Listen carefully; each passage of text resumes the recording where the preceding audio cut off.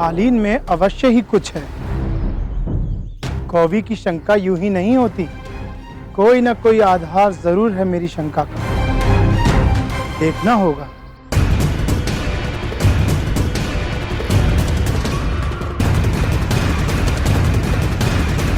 नहीं!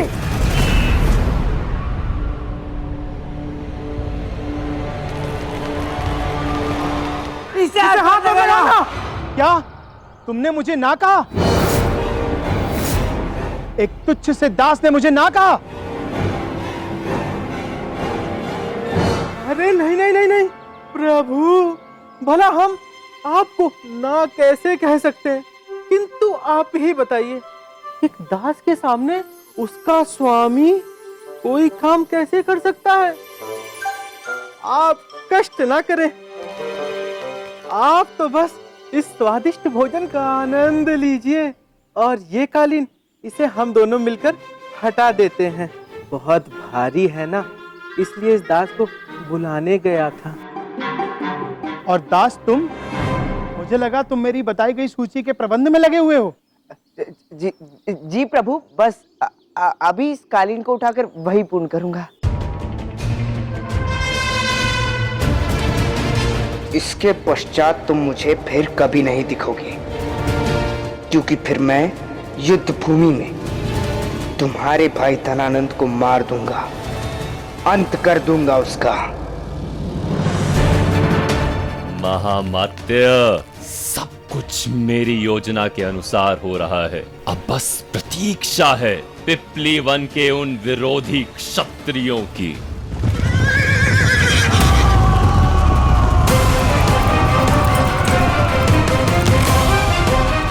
यदि मेरा अनुमान सही है तो मगध की सेना इस पर्वत के उस पार पहुंच चुकी होगी। हमें शीघ्र इस पर्वत के शिखर तक पहुंचना है और शत्रु पे सामने से आक्रमण करने का लाभ उठाना है और उनका अंत कर देना है। आगे बढ़ो।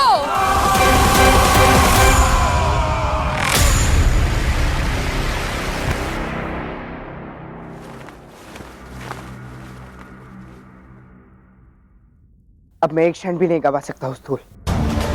मैं अपनी सेना के पास जा रहा हूँ। तुम ये सुनिश्चित करना कि शिप्रा इस कक्ष से बाहर नहीं निकल पाए, ठीक है? तुम दोनों यहाँ क्या कर रहे हो? मैंने सोचा था कि तुम उस कालीन को हटा रहे हो।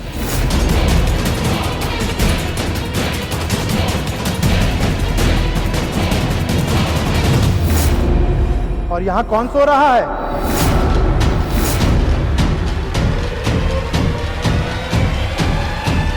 प्रभु, मैं आपके लिए कुछ भोजन ले आऊं?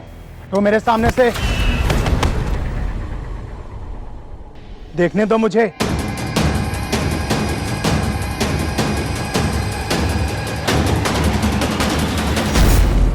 मैं इनका अंगरक्षक हूँ और मगध की राजकुमारी धुरधरा के अपमान करने का अधिकार मैं किसी को भी नहीं दे सकता, फिर चाहे वो उनका भाई ही क्यों ना।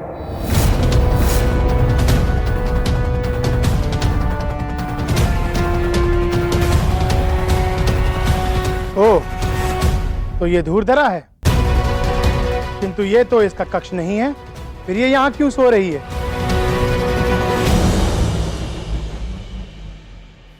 वो राजकुमारी है, जहां आग लग गई वहीं सो गई। अब उचित यही होगा कि आप इनके विश्राम में बाधा ना डालें। इसका ध्यान भंग करने के लिए कुछ और करना होगा ताकि मैं यहां से भाग सकूं। अरे वो कौन है?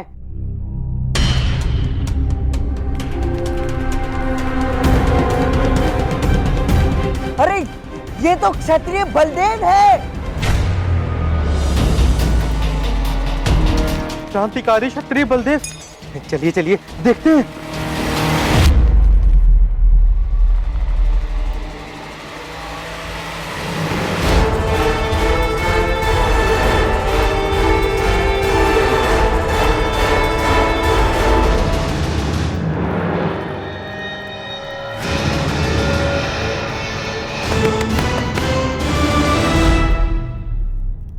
ये इसे इस सैनिक का ऐसा मूर्छित होना अर्थात जिसे मैंने अभी देखा था वो कदाचित बलदेव ही था।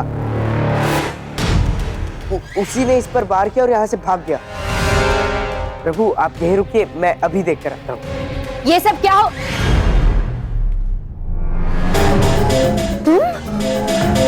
तुम यहाँ क्या कर रहे हो? दूरदरा तुम यहाँ? तुम तो वहां सो रही थी। ये समय प्रश्नों का नहीं है, सावधान होने का है। किसी ने हमारी सुरक्षा व्यवस्था को भेद दिया है। मुझे तो प्रतीत होता है कि जिसे मैंने देखा था वो बलदेव ही था। हाँ प्रभु, वही क्रांतिकारी क्षत्रिय। मुझे तो लगता है कि वो हमारे विरुद्ध कोई षड्यंत्र रच रहा होगा। मैं अभी जाकर देखकर आता हूँ। तुम्हें जाने की कोई आवश्यकता नहीं है दास। गर्मी बहुत है, थकान से मूर्छित हो गया होगा ये सैनिक। किंतु प्रभु वो तुम उन मूर्ख पीपली वन के क्षत्रियों की चिंता न करो, वो यहाँ आ ही नहीं सकते। वैसे भी धनानंद ने उनके लिए एक घातक जाल बिछा रखा है। शीघ्र ही वो सबके सब मृत्यु के घाट उतर जाएंगे।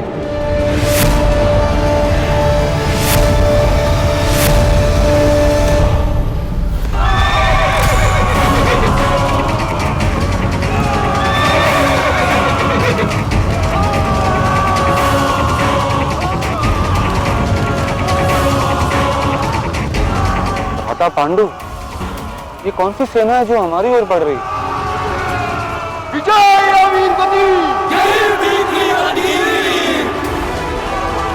विजय या वीर गति, ये तो पीपलीवान के क्षत्रियों का युद्ध उद्घोष है।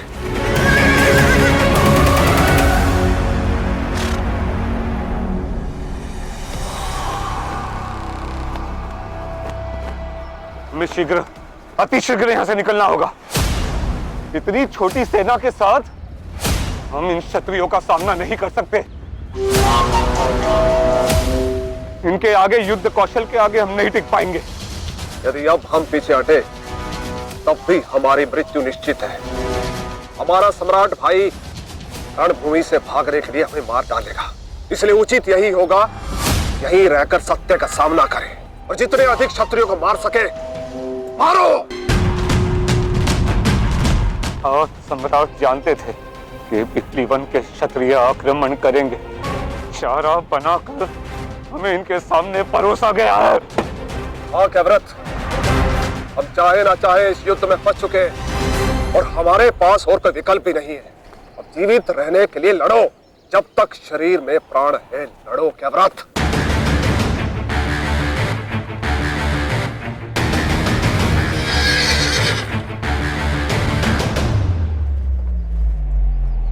भगत कबीरो, शत्रु हमारे सर पर खड़ा है। युद्ध के लिए सज्ज हो जाओ और भगत को विजय दिलाओ।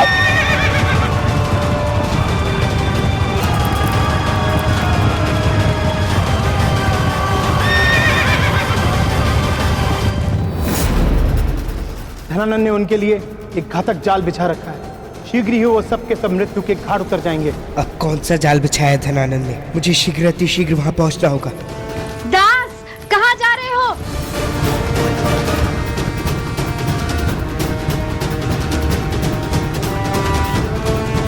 रुको, मैंने पूछा जा कर रहे हो? उत्तर देने का समय नहीं है राजकुमारी जी, इस समय मुझे जाने दीजिए। मेरी विनती है आपसे, मुझे कहीं और जाना अत्यंत आवश्यक है। किंतु जा कर रहे हो? हम युद्ध में हैं और ऐसी विकट परिस्थितियों में तुम मुझे अकेला छोड़कर जाओगे? हाँ, मेरी रक्षा कौन करेगा? अपने कर्तव्यों को भूल गए हो तुम? मुझे अपना कर्तव्य ज्ञात है राजकुमारी जी, किंतु इस समय और भी कई ऐसे लोग हैं जिन्हें मेरी आपसे अधिक आवश्यकता है, जिनकी रक्षा करना भी मेरा ही दायित्व है। क्षमा करें, सुरक्षित रहें और प्रसन्न रहें। आज्ञा दें।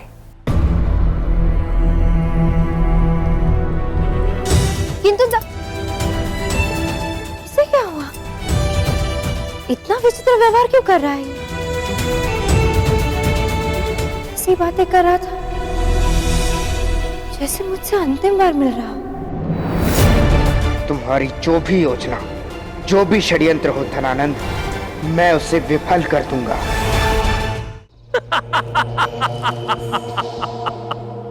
क्षत्रियों को करेगा परास्त धनानंद। सबसे बड़ा है सम्राट धनानंद। सेल्यूकस को भी देगा मात धनानंद। उत्सव मनाएगा हर रात धनानंद। पीपली वन के क्षत्रिय शीघ्र ही बनेंगे मृत्यु वन के क्षत्रिय। सम्राट, ऐसा कौन सा जाल है जो आपने उन क्षत्रियों के अंत के लिए बिछाया है? क्षमा शब्द मेरे शब्दकोश में है नहीं, और विद्रोहियों को दया दिखाना मुझे आता नहीं। और विद्रोह की ये अग्नि यदि मेरे पुराने शत्रुओं ने लगाई हो तो मैं उसी अग्नि को उनकी चिता बना देता। और इस बार विद्रोह की ये चिंगारी मेरे दो शत्रुओं ने लगाई है, चाणक्य और पिपलीवान के मौर्य। अब मैं उन पर ऐसा वार करूंगा कि एक ही साथ उन दोनों का नाश हो जाएगा। जानता था मैं, जैसे ही मैं 15 जनपदों के साथ अपने युद्ध के लिए निकलूंगा, वो लोग मेरे मार्ग में बाधा बनने का प्रयास अवश्य करेंगे। और मैंने उन्हें ये सोचने दिया। अब वो मेरी सेना को परास्त करने का प्रयास अवश्य करेंगे, किंतु वार वो मुझ पर नहीं करेंगे, अपितु मैं उन पर करूंगा। एक बड़ा ना बहुत बड़ा वार उनकी प्रतीक्षा कर रहा है।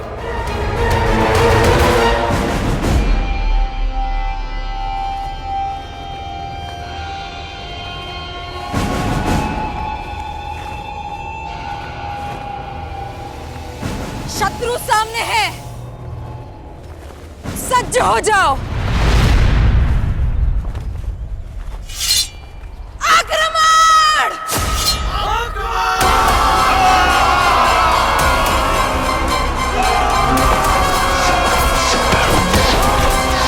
जैसे सिंह को आक्षेप करने के लिए भेड़ बकरी का उपयोग किया जाता है, वैसे ही इन शत्रुओं को मारने के लिए हमारे भ्राता धनानंद ने हमारा उपयोग किया।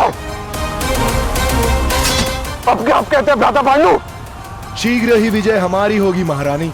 आपकी योजना सफल हुई। हम शत्रु पर पहले वार से ही भारी पड़ रहे हैं। शीघ्र ही चंद्रगुप्त भी यहां पहुंचते होंगे।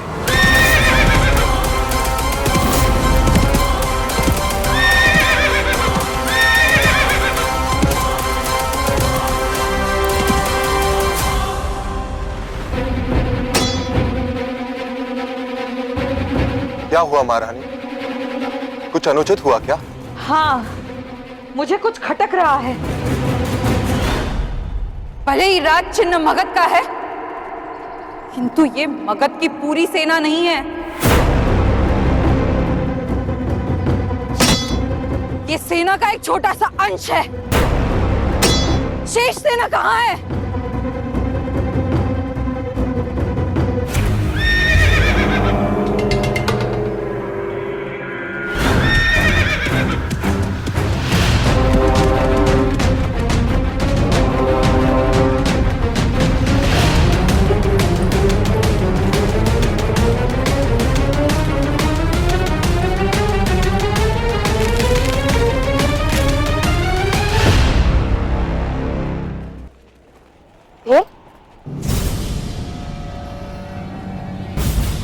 पूरी जमीन पर तेल बिखरा हुआ है।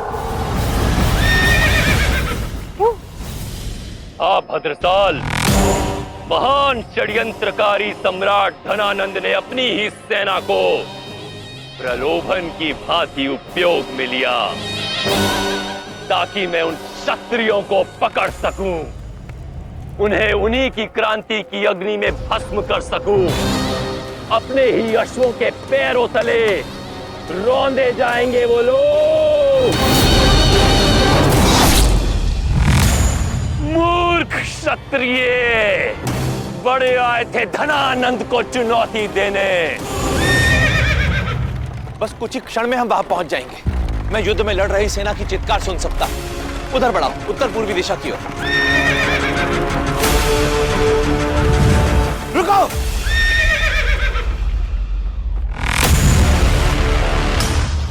यदि युद्ध उत्तर पूर्वी दिशा में हो रहा है तो ये बाण पश्चिम दिशा से क्यों आ रहा है?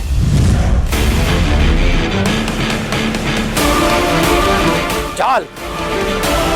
धनानंद ने पीपलीवन के क्षत्रियों के लिए चाल बिछाया है। उनके विरुद्ध षड्यंत्र रचा गया है। सबके प्राण संकट में है।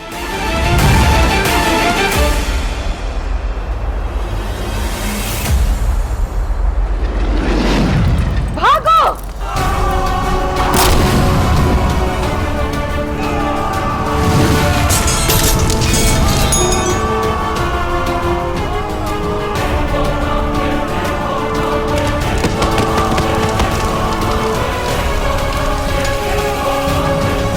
अब तो स्पष्ट हो गई हमारे भ्राता सम्राट धनानंद की योजना। वो हमें मरने के लिए यहां नहीं छोड़ेगा। वो देखो कैमरत, कौन चल रहा है और कौन मृत्यु को प्राप्त होगा। अग्नि, अग्नि, अग्नि जैसा कुछ नहीं जो सब कुछ जलाकर भस्म कर देती है। अब इसी अग्नि में चाणक्य की महान क्षत्रिय सेना जलकर भस्म हो जाएगी।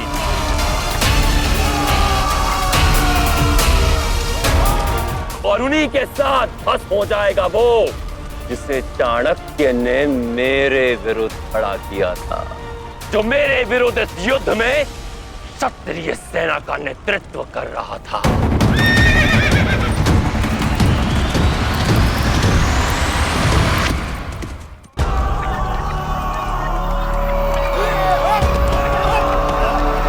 अब इन क्षत्रियों को जलकर मरने दो। हमें यहां से चलना चाहिए कैमरत, ताकि हम धनानंद की सेना के साथ जुड़ सके। चलो आगे बढ़ो।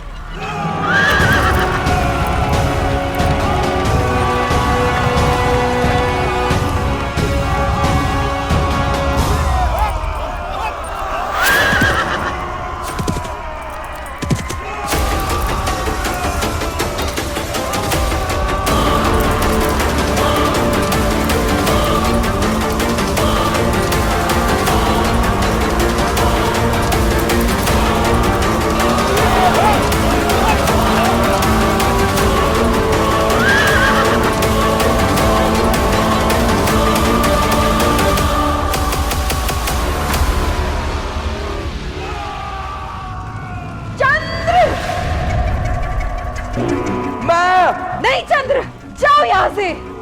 चंद्र जाओ, यहाँ पे जो होगा वो हम लोग देख लेंगे, भोग लेंगे हम। तुम जाओ यहाँ से, जाके अंत करो उस दुष्ट धनानंद का। हमारे कारण अपने कर्तव्य से विमुख मत हो। चंद्र जाओ, जाओ, तुम्हें तुम्हारा कर्तव्य पुकार रहा है, जाओ। नहीं माँ, यदि धनानंद का अंत करना मेरा कर्तव्य है तो आप सबकी रक्षा करना भी मेरा कर्तव्य है। हम सब एक साथ कदम से कदम मिलाकर आगे बढ़ेंगे। इसीलिए चाहे जो हो जाए, मेरे जीवित रहे, मैं इन सबको कुछ भी नहीं होने दूंगा। साधु चंद्रगुप्त, साधु। आज अपनी माता के कहने पर भी तुम यहां से नहीं गए। ऐसा करके तुमने इस गुरु का गौरव पुनः बढ़ा दिया, मेरे चयन को पुनः सही सिद्ध कर दिया।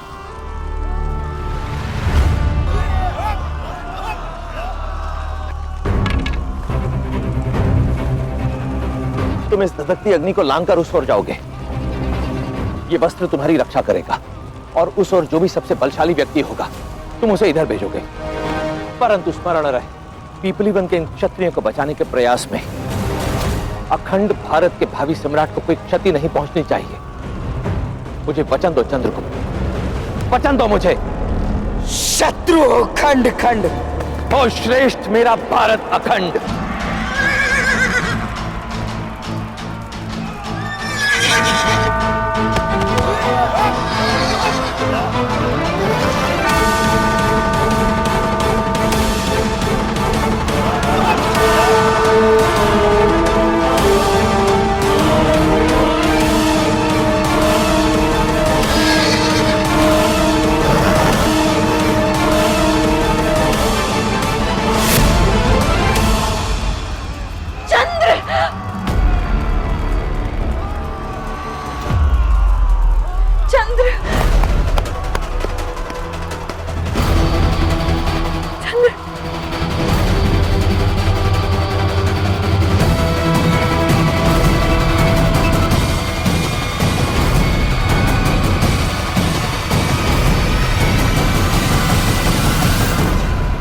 अग्निमुख जी, आपको इस अग्नि की दीवार को पार करना होगा। बंधन जी, मेरी सहायता कीजिए।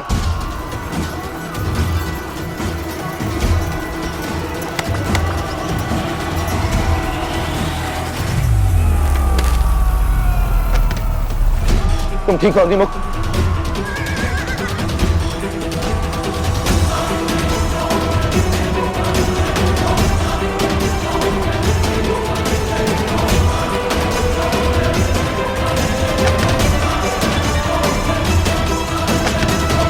इसी प्रकार शेष योद्धाओं को बचाओ, मैं भी आता हूं। मां, मेरी सहायता कीजिए।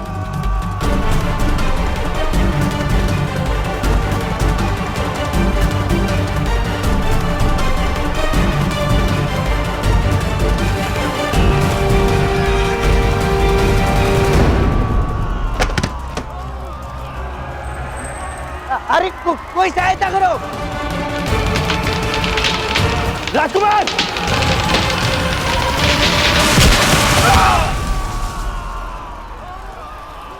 ऋषभ!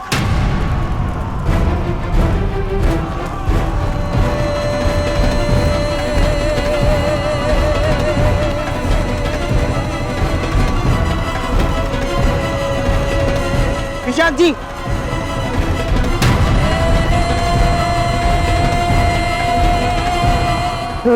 यह वीर गति, यह पिपलीवन की रीत।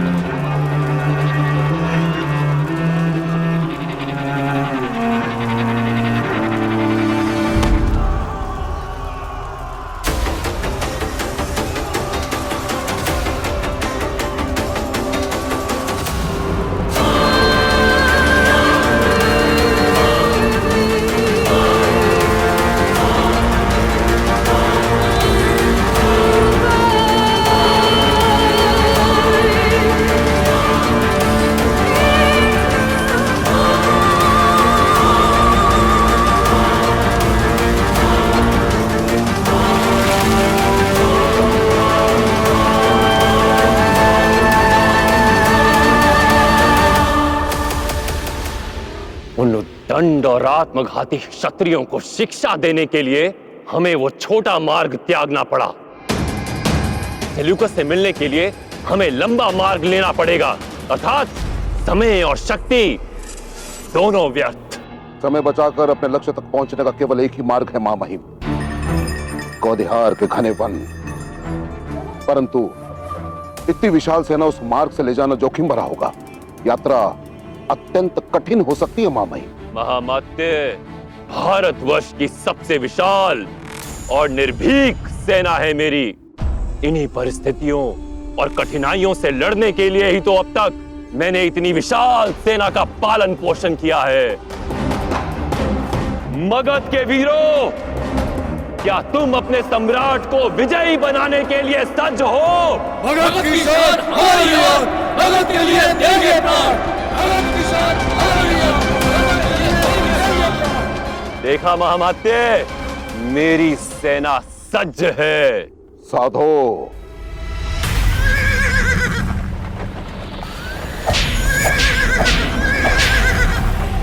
महामात्य, देखो तो कौन आ रहा है। मेरे जेश पांडु और कैरावत।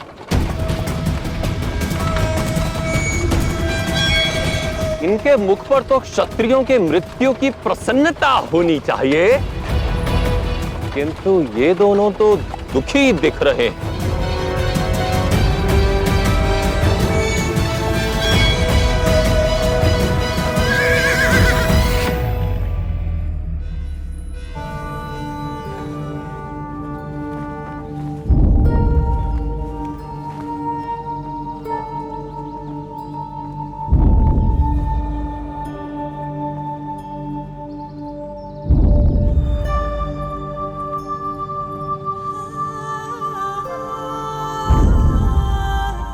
अब क्या योजना है चंद्रगुप्त?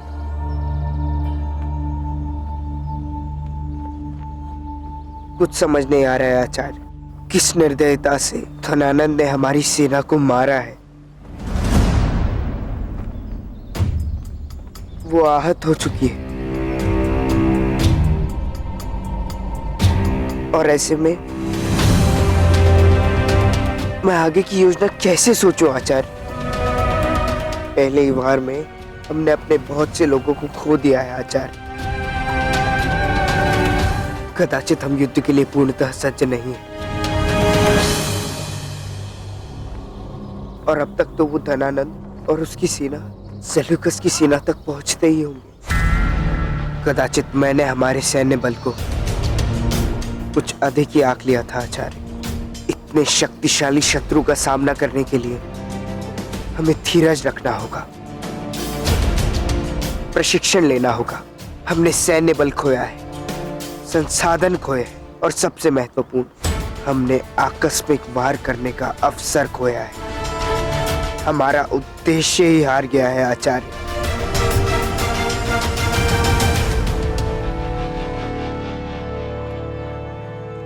पीपली वन के क्षत्रियों, मुझे आप सबसे अत्यंत महत्वपूर्ण बात करनी है। मेरी बात ध्यान पूर्वक सुनिए। आपके राजकुमार चंद्रगुप्त को ऐसा प्रतीत हो रहा है कि आप सब अपना युद्ध करने का कौशल खो चुके हैं, कि आप सबकी धमनियों में बह रहा वीर रस धनानंद द्वारा लगाई गई अग्नि में बाष्प बनकर लुप्त हो चुका है।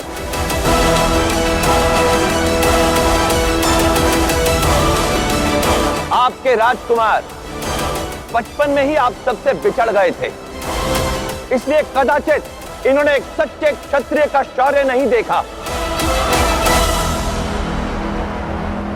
अब ये आप सब पर निर्भर करता है कि आप बताएं अपने राजकुमार को कि एक सच्चा क्षत्रिय हाड़ मांस से नहीं वज्र से बना होता है। यह सिद्ध करना है आज आप सबको कि एक सच्चा क्षत्रिय युद्ध भूमि से या तो वीर गति प्राप्त करके लौटता है या विजय को गले लगाकर, परंतु अपनी हिम्मत खोकर नहीं।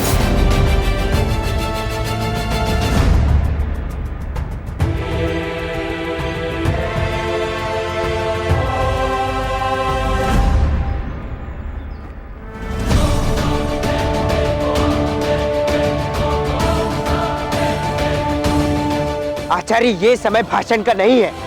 ये सब आहत है और युद्ध की स्थिति में नहीं है। नहीं राजकुमार, न मृत्यु से भय, न जीवन से प्रीत।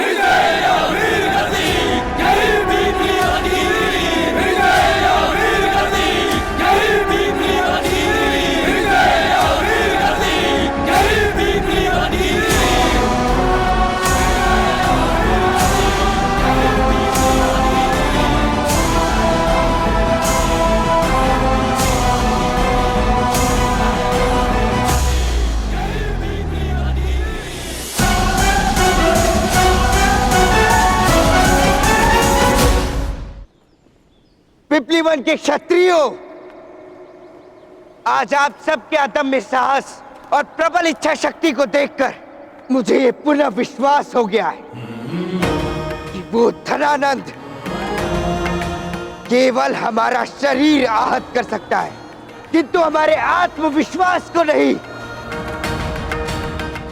इसलिए हम लड़ेंगे, अपनी जीवन की अंतिम श्वास तक लड़ेंगे। हाँ हाँ लड़ेंगे। विजय या वीर गति। यही बीती अधीर, विजय या वीर गति, यही बीती अधीर।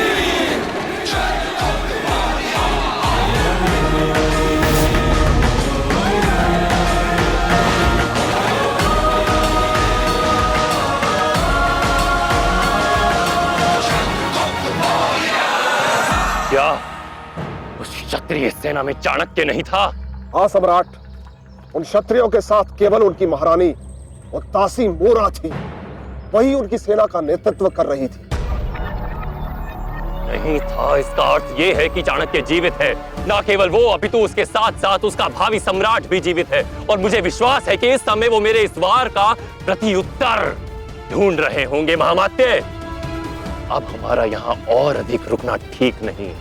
जिस वन की यात्रा को हम 7 दिनों में पूर्ण कर रहे थे, वो यात्रा अब हमें 3 दिन में पूर्ण करनी होगी। जी मां महिम। सैनिकों, शीघ्र चलो।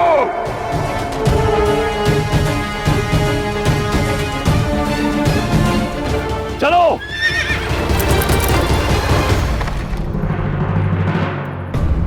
मुझे अपना कर्तव्य ज्ञात है राजकुमारी जी, किंतु इस समय और भी कई ऐसे लोग हैं जिन्हें मेरी आपसे अधिक आवश्यकता है, जिनकी रक्षा करना भी मेरा ही दायित्व है। क्षमा करें, सुरक्षित रहें और प्रसन्न रहें। तुम इस प्रकार महल में कहाँ विचरण कर रही हो? और तुम्हारा अंगरक्षक वो दास कहाँ है? मुझे नहीं पता भाई वो कहाँ है। यूं ही अचानक कहीं चला गया। वो चला गया? सम्राट धनानंद ने व्यक्तिगत रूप से उसे तुम्हारा अंगरक्षक नियुक्त किया था ताकि वो तुम्हारी हर्षण रक्षा करे, और तुमने उसे जाने दिया? गोवी भैया, वो सिर्फ मेरा अंगरक्षक नहीं है। महल के प्रति, सम्राट के प्रति उसके कई सारे कर्तव्य हैं। सम्राट धनानंद का विश्वसनीय है वो। विश्वसनीय? जिस क्षण से मैंने उसे देखा है, कुछ संदेह नहीं ऐसा दिख रहा है वो। इस संदेह का कारण तो मैं शीघ्र पता लगा ही लूंगा, लेकिन पहले चलकर हमें उस रक्षक से मिलना चाहिए जो मूर्छित हो गया था। मुझे विश्वास है कि उसके पास हमारे प्रश्नों और शंकाओं का समाधान होगा। वो अवश्य ही उस दास के बारे में कुछ बताएगा।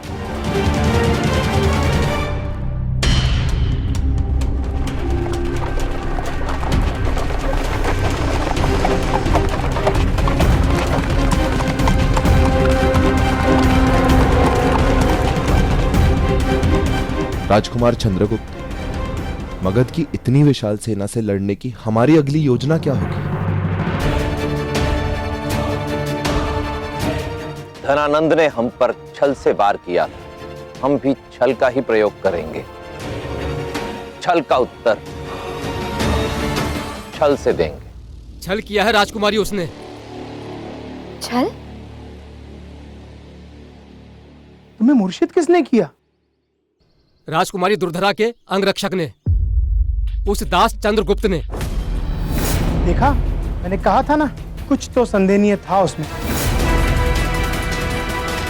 चंद्रगुप्त का वो मित्र, वो रसोइया, ढूंढो उसे।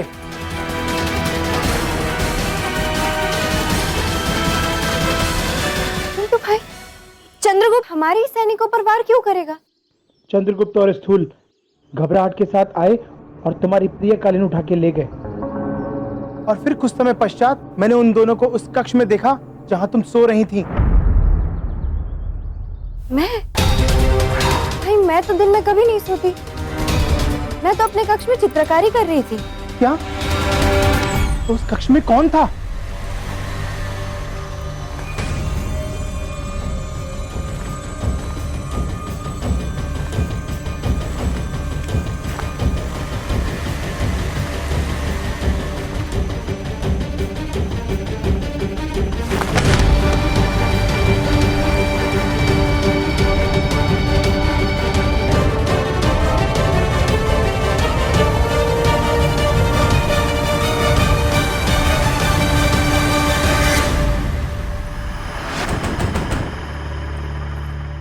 ज्येष्ठ भद्र, आपका रसोइया स्थूल भद्र कहीं नहीं है। हमने उसे पूरे हवा महल में ढूंढा है। प्रतीत होता है कि जैसे वो यहाँ से भाग गया है। भाग गया? ये सब हो क्या रहा है? पहले चंद्रगुप्त भाग गया, अब उसका मित्र। कितने समय से जानते हो तुम उस दास को? कौन है, कहाँ से आया है, इसकी पृष्ठभूमि क्या है, कुछ ज्ञात है तुम्हें? वो चंद्रगुप्त एक साधारण सा दास नहीं, पीपली वन का राजकुमार है वो।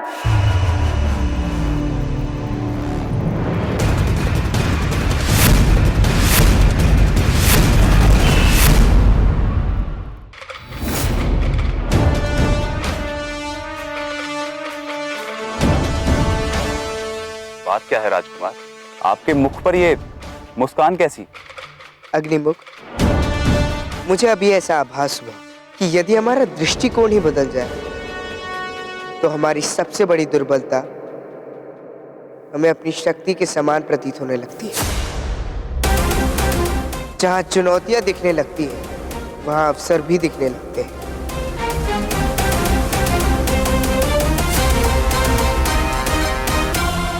धनानंद की सबसे बड़ी शक्ति है उसकी विशाल सेना, जिसको कोदिहार के वन तक पहुंचने में अधिक समय लगेगा।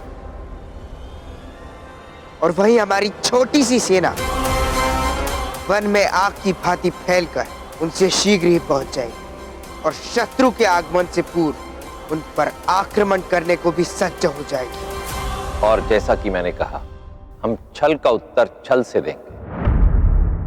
आचार्य, हमारी क्षत्रिय सेना छापामार युद्ध प्रणाली में अत्यंत निपुण है और विशेषकर वन क्षेत्र में।